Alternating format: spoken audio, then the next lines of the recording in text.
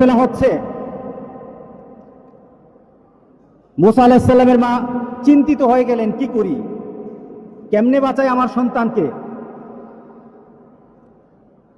মুসা আলাইহিস সালামের মাকে আল্লাহ সুবহানাহু ওয়া তাআলা ওহী পাঠিয়ে দিলেন, তার কাছে কথা পাঠিয়ে দিলেন যে তোমার সন্তানকে নদীতে ভাসিয়ে দাও। সন্তানকে কোথায় ভাসাবে? সন্তানকে নদীতে ভাসিয়ে দাও।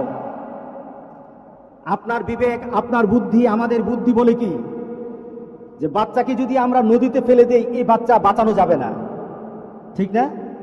কিন্তু বাঁচানোর মালিক কে? আল্লাহ বলেন আমি অর্ডার দিয়েছি, ফেলে দাও। মুসা আলাইহিস সালামের মা দেখলেন কুল কিনারা নাই, রাখলে মারা যাবে, ফেলে দিলেও মরবে, রাখলে কতল করা হবে, আর যদি ফেলে দেই নদীতে ভেসে মরবে। অনেক